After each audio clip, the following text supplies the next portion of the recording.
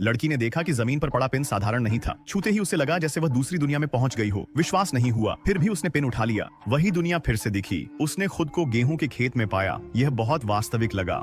कैथी को अपनी त्वचा पर सूरज की गर्मी और हवा में गेहूं की खुशबू महसूस हुई। उसने दूर एक सुंदर भविष्यवादी शहर देखा। कैथी वहां जाकर देखना चाहती थी, लेकिन तभी वह दीवार से टकरा गई और पिन गिरा दिया। वह असली दुनिया में लौट आई। वहां खड़ी भ्रमित लोग हंसने लगे और पूछने लगे कि वह दीवार से क्यों टकराई। असल में वह वहां नहीं गई थी, बस उस दुनिया को देखा था।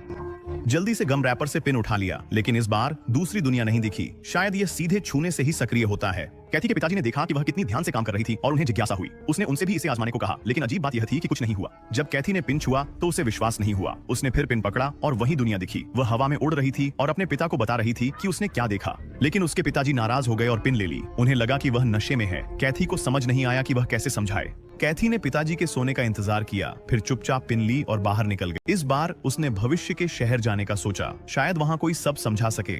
उसने पिन छूकर देखा कि वह कहां है, फिर साइकिल से शहर की ओर चल पड़ी। कैथी एक बड़े खुले मैदान में पहुंची और उसे लगा कि वह करीब है। उसने पिन छुआ और जैसे उम्मीद थी, भविष्य के शहर में आ गई। यह अद्भुत था, जैसे सपना सच हुआ। वह सब कुछ जो उसने सोचा था अब सामने था। वह देखना नहीं रोक पा रही थी, लेकिन जब वह इसका आनंद ले रही थी तभी उसके कदम धीमे हो गए।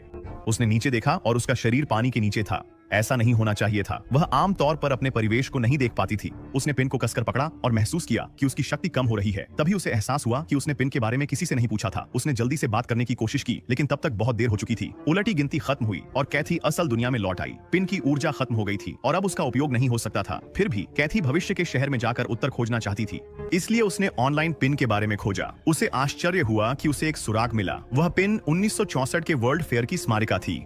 अब सिर्फ टेक्सास की एक दुकान में यह स्टॉक में था। वेबसाइट पर केवल एक ही पता था। कैथी ने अपने भाई से कहा कि वह पिताजी के साथ उसे कवर करने में मदद करे। वह अगले दिन चली गई, पर उसके जाते ही एक लड़की उसे ढूंढते हुए घर आ गई। उसके भाई ने वही बहाना दिया जो सोचा था, पर लड़की ने तुरंत समझ लिया उसके पास सच बताने के अलावा कोई चारा नहीं था। जैसे ही उसने सुना कि कैथी कहाँ गई, उसका चेहरा बदल गया। कैथी स्टोर पहुंची और चौंक गई कि वहाँ का जोड़ा पिन के बारे में सब जानता था। उन्होंने कहा कि वे इसे रिचार्ज कर सकते हैं, लेकिन तभी जब वह बताए कि यह उसे किसने दिया, कैथी ने कहा कि उसने यह पिन बस पाया था। उन्होंने जोर दिया कि यह किसी लड़की ने ही दिया होगा, और ऐसा कहते हुए उन्होंने एक स्विच दबाया जैसे कि वे किसी से संपर्क कर रहे हों। कैथी असहज थी और वहां से जाना चाहती थी, लेकिन उसे हैरानी हुई जब जोड़े ने अचानक खिलौना बंदूक निकाल ली।